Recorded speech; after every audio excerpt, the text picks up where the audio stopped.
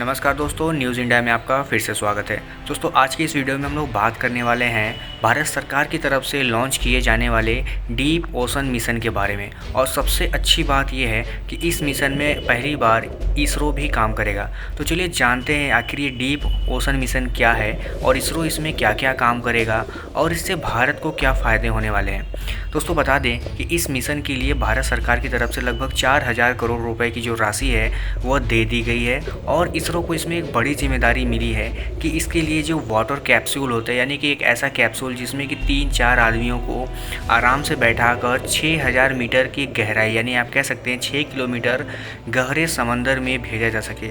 और उनकी सेफ्टी और सिक्योरिटी का जो मसला होता है वो पूरा इसरो ही देखेगा। अब आपको बता दें कि इसके अलावा जो है भारत को कुछ और तकनीकी मदद चाहिए थी, जो कि भारत रसिया से लेने की कोशिश करेगा, लेकिन बाकी जो काम है इस चीज़ के लिए वो इसरो ही करेगा। अब आपको बता दें इस मिशन का जो प्लान है, ऐसा नहीं है कि भारत समंदर में जाके कुछ हथियार बनाने वाला है, बल्कि ये बायोडाइवर्सिटी को ध्यान में रखते हुए और नई नई चीज़ें जो हमारे साउदर्न इंडियन ओशन में हैं उसको खोजने और उसको तलाशने का काम करेगा। क्योंकि ऐसे बहुत सारे बायोडाइवर्सिटी और ऐसे मिनरल्स हैं हमारे समंदर के सरफेस पे जिसके बारे में हम जानते नहीं हैं। और आपको बता दें कि जो स्पेस कैप्सूल इसरो की तरफ से बनाया जाएगा ये इसी सब चीज़ों को ध्यान में रखकर बनाया जाएगा, ताकि जो समंदर का वाटर प्रेशर होता है 6,000 मीटर की गहराई पे उसको झेल सके। और इसरो का मानना है कि ये बिल्कुल वैसा ही होगा जो स्पेस कैप्सूल के लिए बनाया जाता है, यानी कि दोनों में तकनीकी रूप से कोई खास अंतर नहीं होने वाला, बट दोनों के काम अलग होंगे। हालांकि ये जो कैप्सूल बनाया जाएगा ये पूरी तरह से टाइटेनियम से बनाया जाएगा। अब आप जानते ही होंगे कि टाइटेनियम बहुत ही हल्का और बहुत ही मजबूत धातु होता है, यानी कि इससे बनाया गया कोई भी इंस्ट्रूमेंट होगा वो अपने आप में बहुत ही मजबूत होगा।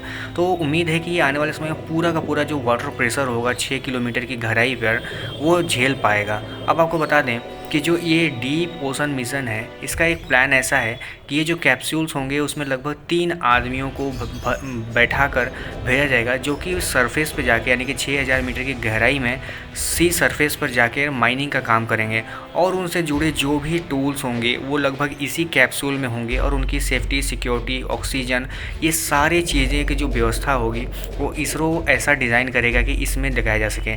इसके लिए बाकायदा मिनिस्ट्री ऑफ अर्थ से भारत सरकार की उसके अप्रूवल्स भी मिल चुके हैं। हालांकि इसके लिए इंटरनेशनल सीवेज अथॉरिटी जो होती है वो भारत सरकार को पहले ही अप्रूवल दे चुका है कि भारत चाहे तो लगभग 75,000 स्क्वायर किमी का जो साउदर्न इंडियन ओशन का एरिया आता है वहाँ पर कॉमर्शियली तौर पर एक्सप्लोरेशन कर सकता है। बिना इसके परमिशन के भारत ये काम नहीं कर पाता। अब आपको बता दें कि सबसे बड़ी जो दिक्कत आ रही थी वो थी टेक्नोलॉजी को लेके, क्योंकि ऐसे दुनिया में बहुत सारे देश हैं जैसे कि अमेरिका हुआ और जापान हुआ जिनके पास डीप सी सरफेस में माइनिंग करने की टेक्नोलॉजी अवेलेबल है, लेकिन भारत की बहुत सारी कोशिशों के बावजूद भी उन्होंने ये टेक्नोलॉजी भारत को देने से मना कर दिया।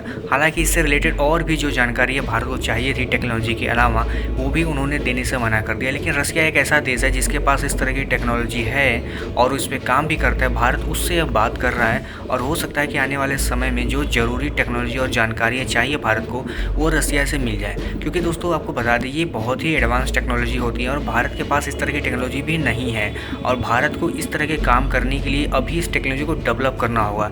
इसके लिए भारत का जो शिपयार्ड इंडियन शिपयार्ड लिमिटेड है वो भी काम कर रहा है और उसकी तरफ से इस तरह के वेसल्स बनाए जाएंगे जो कि लगभग 500 डिग्री सेल्सियस पर भी टेम्परेचर को झेल पाएगा। तो यानी कि भारत अपने हर कदम पर अपने जितने भी फैसिलिटीज़ हैं उन सबको यूज़ करना चाह रहा है और चाहता है कि इस काम को पूरी सुरक्षा और सिक्योरिटी के साथ अंजाम दिया जा सके। आप सोच रहे होंगे कि बस इतनी सी बात के लिए 4,000 करोड़ रुपए का खर्च क्यों किया जा रहा है। ना ही हमारे पास टेक्नोलॉजी है, ना ही कोई ख़ास जानकारी है।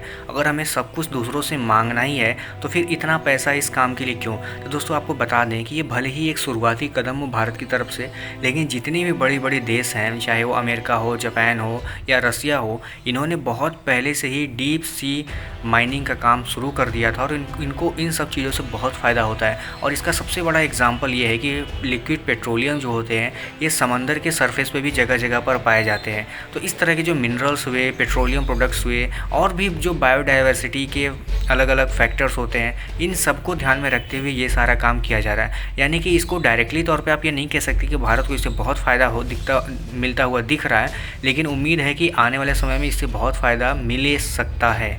तो आपको क्या लगता है दोस्तों, इसरो का ये जो काम है कि एरोस्पेस से थोड़ा सा हट कर वो डीप सी ओशन में भी काम कर रहा है, ये सच में बहुत इंटरेस्टिंग है और बहुत अच्छा लगा कि इसरो समंदर के लिए भी कुछ काम कर रहा है और उसकी जो टेक्नोलॉजी है वो भारत सरकार डीप सी ओशन मिशन के लिए भी यूज़ करेगा। आपकी क्या राय है इस बारे में, आप मुझे कमेंट करके ज़रूर बताइएगा। फिलहाल इस वीडियो में इतना ही, बट अगर आप इस चैनल पर नए हैं, पहली बार आ रहे हैं, तो आप इस चैनल को लाइक सब्सक्राइब जरूर कर लीजिएगा, क्योंकि हम इंडियन डिफेंस, एरोस्पेस और हेल्थ से रिलेटेड वीडियोस रोज लाते रहते हैं। तो चलिए कल मिलते हैं किसी और वीडियो में किसी और टॉपिक के साथ, तब तक के लिए धन्यवाद।